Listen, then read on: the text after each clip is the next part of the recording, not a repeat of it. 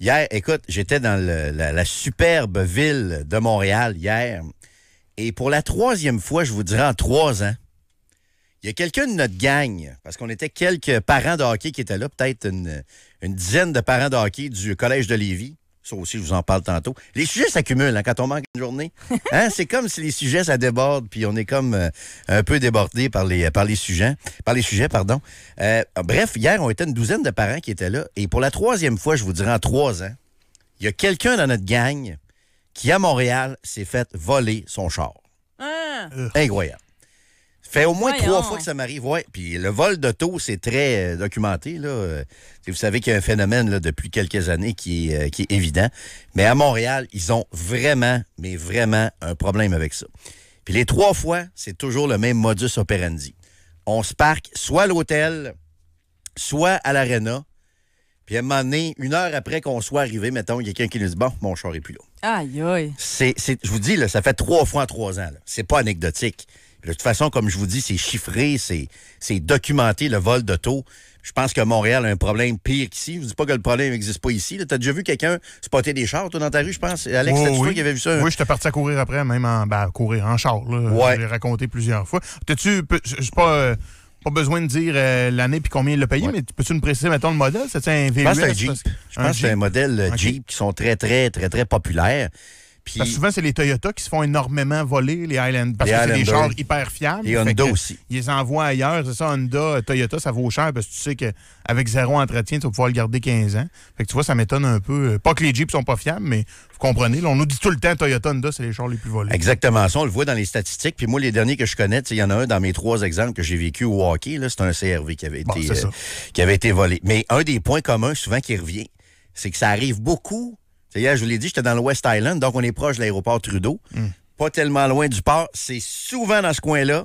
Parking d'hôtel, parking d'aréna. Ouais. Hier, j'étais dans le parking d'aréna, puis ils sont obligés d'engager un agent de sécurité pour surveiller en permanence le stationnement de l'aréna, parce qu'il y a beaucoup de VUS.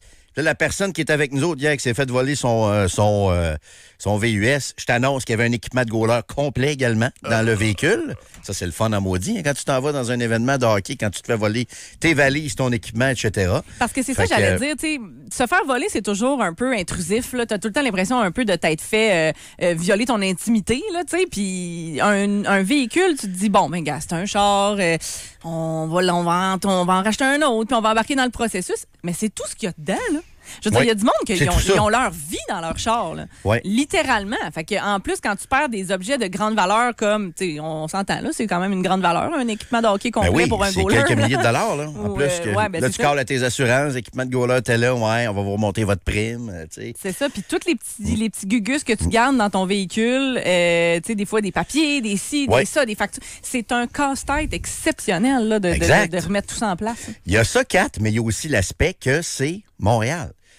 Puis, à un moment donné, ça devient redondant critiquer Montréal, puis Montréal, c'est ci, Montréal, c'est ça, puis la rivalité, puis gna-gna, puis on est meilleur que vous autres, puis non, c'est nous autres qui est meilleur, puis on est plus gros, puis on est plus riche, puis nous autres, on est mieux. Puis, à un moment donné, ça vient redondant, tout ça, OK? Mais il y a une réalité à Montréal qui est incroyable, qui est extrêmement inquiétante. Tu as l'impression un peu que tu arrives dans une ville, tu sais, des genres de villes, genre, je me suis dit, j'étais allé à Mexico il y a quelques années, puis là, avant d'aller à Mexico, tu faisais attention à la criminalité, là. Il y a des vols de ci, il y a des vols de ça. Promenez-vous pas à telle heure. Tu sais, t'as l'impression d'arriver dans une ville d'un pays en développement. Tu sais, t'as l'impression d'arriver dans une ville tout croche d'un pays étranger parce que t'as quasiment une chance sur 5 de te faire voler ton char.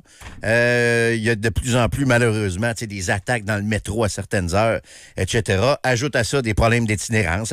Ça donne pas toujours lieu à des comportements criminels, on comprend ça. Mais la qualité de vie dans cette ville-là, c'est détérioré d'une façon épouvantable. Épouvantable. Je sais que ça devient redondant à un moment donné de dire ça, de dire que Montréal, ça va mal, puis des fois, il y a peut-être du monde qui se regarde comment ça va mal à Montréal, bon, on est bien mieux à Québec. Tu sais, il n'y a rien de drôle là-dedans, honnêtement. Là. Au-delà des farces puis de la rivalité, des fois, qui existe encore entre les deux villes, entre Québec et Montréal, où on est fiers de notre ville à Québec, mais honnêtement, il n'y a rien de drôle là-dedans. De voir Montréal dans un tel état de décrépitude, parce que ça, c'est une autre affaire. C'est que là, moi, je suis pas revenu en ondes depuis vendredi, là, mais vendredi soir, ce qui s'est passé à Montréal, il y en a encore. J'entendais encore des médias, parce que j'étais à Montréal hier, des médias dire manifestation vendredi. Manifestation. Ouais. Sacrément, c'est une émeute qu'il y a eu à Montréal vendredi soir. C'est pas une manifestation qu'il y a eu, là, chez moi. C'était supposé être une manifestation. Ben oui. C'était ce qui était prévu à l'agenda de manifester. C'est ça. Ça s'est... Voyons. Ça s'est gâté, ça s'est détérioré. Oui, ça en même temps, on dit ça s'est détérioré. Ça s'est manifesté dans d'autres circonstances. Oui, peut-être tu es d'accord avec moi, tu as vu les images, ces gens-là savaient très bien ce qu'ils faisaient. Là. Mais oui. Très, très bien ce qu'ils faisaient. Mm-hmm. J'écoutais ça vendredi soir à la TV, puis je comprenais pas honnêtement que les réseaux d'information continue n'étaient pas là live. Je sais qu'il y a des coupures, ça c'est vrai. Mais après ça, j'ai écouté le bulletin de nouvelles à 22h vendredi soir. Je pense que c'était la 4e nouvelle. Excuse-moi, là. C'était pas mal plus majeur que la 4e nouvelle là, d'un bulletin de nouvelles vendredi soir. J'écoute la radio de Montréal samedi. Parce que samedi matin, là, je m'en allais dans Charlevoix, OK? Puis là, à un moment donné, le 93, ça commence à gricher, puis bon. D'ailleurs, les jeunes, savez-vous ce que ça veut dire? Gricher un poste de radio qui griche? Est-ce que les jeunes savent de quoi je parle? Quand je dis ça, qu'à un moment donné, quand tu arrives dans Charlevoix, le 93 se met à gricher. C'est une maudite bonne question parce que je suis pas certaine. Pas sûr que les plus jeunes, les moins de 30 ans, comprennent de quoi je parle. Ça pogne plus. Non, c'est ça, c'est que quand tu écoutes la radio FM, à un moment donné, quand tu t'éloignes de l'antenne, ça pogne plus. Et aujourd'hui, c'est pas mal moins, disons, tannant, parce que tu peux reprendre ton téléphone, tu plugues le téléphone, tu continues d'écouter le 93 partout dans le monde, mais bref, ça se met à gricher. Fait que j'écoute, à un moment donné, je tombe en zappant, samedi matin, sur Franco Nuovo, l'excellent animateur à la radio de Radio-Canada à Montréal. Ça fait longtemps? Ben, c'est que moi, j'aime la radio parler. Fait que des fois, quand je tombe là-dessus, je l'écoute. Tu sais, je suis pas un gars de... Tu m'envoies surpris. Tu sais, de la musique, j'écoute ça peut-être 5 minutes par semaine. Top 40 samedi matin, non? Pas tant, non. Je suis vraiment accro aux nouvelles, accro aux radios parler, etc. Et parenthèse, là, j'étais à Montréal, moi aussi, en fin de semaine. Puis, vendredi, j'étais allée manifester. Ouais. Non, c'est pas vrai. Mais bref, puis je suis tombée, moi aussi, sur la... Tu sais, j'écoutais la radio montréalaise. Puis, j'étais allée écouter nos collègues de C'est quoi? Oui. Puis, je me disais... Crime, ça fait comme 25 minutes qu'on écoute la radio un vendredi soir, puis il n'y a pas eu une toune de Bon Jovi. Ils sont chanceux, pareil. OK. Je pensais que tu me dire qu'ils n'ont pas parlé de l'émeute vendredi soir. Non, ben là, écoute. C'est quoi? C'est moi leur mandat un peu. C'est ça. Mais bon, voilà, c'est ça. C'est mais une parenthèse. je comprends ton point. Bref, je reviens à Franco Nuovo. On est samedi matin, la veille, OK? On est samedi matin vers 7h30, OK? Normalement, tu vas voir les nouvelles. On est le lendemain, 12 heures après l'émeute où des crottés et des bombes ont défoncé le centre des congrès de Montréal. On a mis le feu à des chars. Puis, écoute, ils ont crié à la violence policière. Et ça, c'était... Fait que là, j'écoute Nuovo. Je me dis, il va sûrement parler. Non. On parle de Baquet Bottine, là, le nouveau film avec Antoine Bertrand, puis la moufette, puis la jeune fille qui a l'air très, très bonne. On parle de météo. On parle d'un spectacle, je sais pas quel théâtre à Montréal. On parle un peu de Trump. À peu près pas un mot sur l'émeute de la veille. À Québec, il y a une émeute un vendredi soir. Je vous confirme que le lundi, on est en émission spéciale pendant 3 heures. Prends l'événement qu'il y a eu à Montréal vendredi soir avec des fenêtres défoncées, des chars virés à l'envers, le feu dans le char, une fille masquée qui fait le salut nazi en pleine rue. Je vous annonce qu'on en parle pendant 3 heures dans Trudeau-Landry. Là. Ça se peut qu'il n'y ait pas d'autres sujets ben dans le show. Là. Non, eux autres, c'est comme si... Ça fait partie de la routine. D'ailleurs, je suis allé me prendre un excellent café chez Second Cup hier. Ça m'a fait du bien. Ça m'a réchauffé le cœur pour encourager Second Cup, qui a clairé la folle, qui a décidé de faire un salut nazi et de parler de la solution finale alors qu'elle était propriétaire du Second Cup à l'hôpital juif. Je me suis pris un excellent latte chez Second Cup hier à Montréal pour me soulager. Fait que quelqu'un me dit « Oh, je suis allé à Mexico, c'est pas comme Montréal. » Je suis allé à Mexico. Je sais que c'est pas Montréal, c'est 25 millions de personnes, Mexico. Mais Montréal, pour une ville de 3-4 millions, je vous annonce, ça commence un peu à ressembler à ce genre de ville-là, où tu sais pas trop comment te protéger, où tu as une chance sur 5 ou à peu près de te faire voler ton char sur un parking. Là. Soyez pas, prenez pas ça au premier degré. Soyez pas inconscient de ce qui se passe.